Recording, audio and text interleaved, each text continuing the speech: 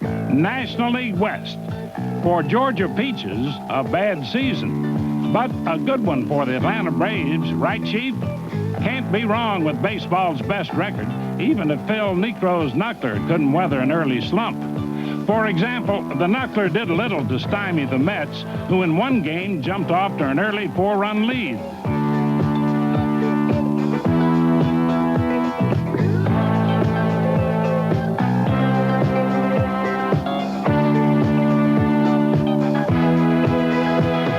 Joe Torre had little choice but to call on the Braves bullpen brigade. Enter Rick Bahana, 1 1/3 innings, no hits. Craig McMurtry, 2 innings, no hits. Steve Bedrosian, no hits in 1 inning. And Gene Garber, also 1 inning, also no hits. And also a win because the Braves had come back again. With the game tied in the bottom of the 9th, Dale Murphy received his 5th walk of the game. A case of receive and take. Chris Chambliss batting with 2 down. Watch closely. Murphy's running on the pitch, and a single to right is right enough. Running all the way, Murphy scores the game winner. How about that? In a doubleheader, Bob Horner scores twice the easy way on home runs, and the Braves made it 9 straight wins at home. For the Mets, 8 straight losses on the road. On the mound, Rick Camp, once a bullpen ace, now an ace starter, picked up his 3rd victory without a loss. Pitching, clutch hitting, aggressive running. What else, Atlanta? How about the Department of Defense? 22 double plays in 15 games, best in the bigs. So as anyone can see, there's more than one reason for the peachy fine season thus far in Atlanta. In the National League East, the bats heated up in Philadelphia, and the famed heater of mound master Steve Carlton continued to burn bright. 10 Chicago Cubs fanned in 1 game, left down and out in the cold, losing by a 2-0 count. Lefty's 53rd shutout and 288th win.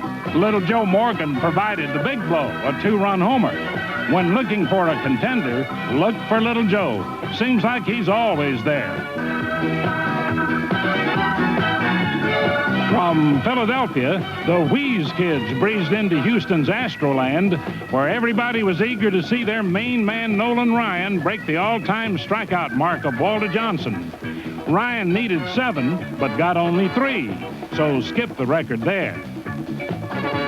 And with Tony Perez wheezing at a 381 clip with 3 hits, Astro fans also had to skip their chance at a victory.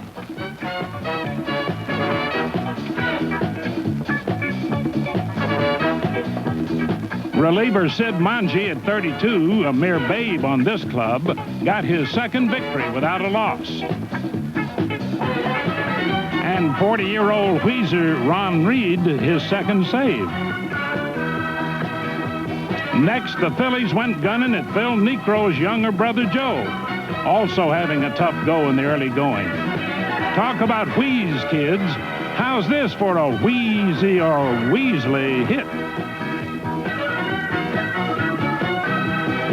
Right fielder Greg Gross, starting in place of Pete Rose, got a better-looking hit. A 3-run game-winning triple. Though Pete later played, it marked the first game he didn't start in 3 years.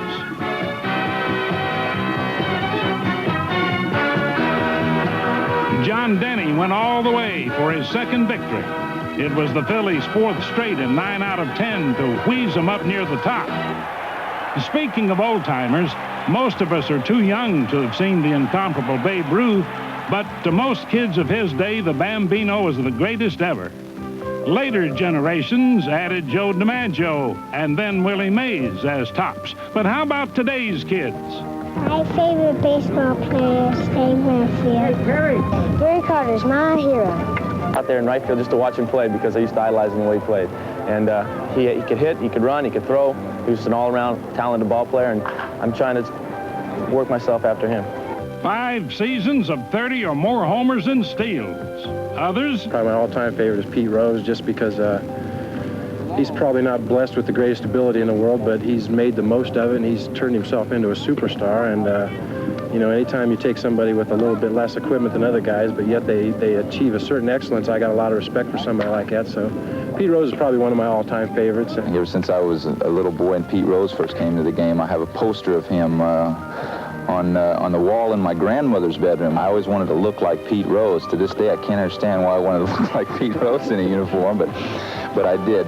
He probably said that in a joking way, thinking I was older than him, a lot older than him, because he's from Dayton, Ohio, and I'm from Cincinnati. When he was a kid, he used to come down and watch the Reds play. Probably the biggest hero I had was Superman. I always wanted to be able to fly. oh, man. Time now to fly back to this week's Volkswagen quiz. The Big C, Tony Cloninger, once of Cincinnati, but mainly with the Braves, holds the record for most RBIs in one game by a pitcher. He did it with Atlanta in '66, but not like this. Cloninger hit 2 grand slams and then drove in one more for a record 9 RBIs. In fact, no other National League player ever hit 2 grand slams in one game. Crazy about baseball? Watch your step now. If the earth don't quake, the nerves can shake. In one fell swoop, the mighty may tumble,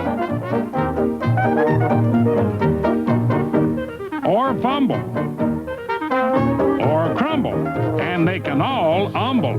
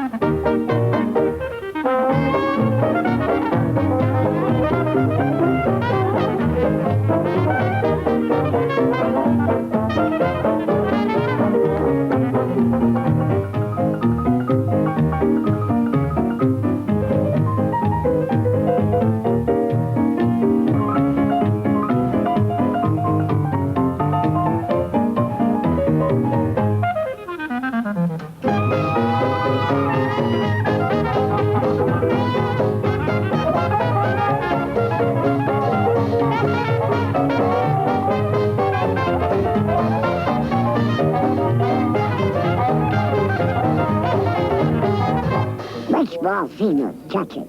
You too, Ducky Dent. And kids, try and catch this action. Downright, upright plays of the week. Shortstop Robin Yount of the Brewers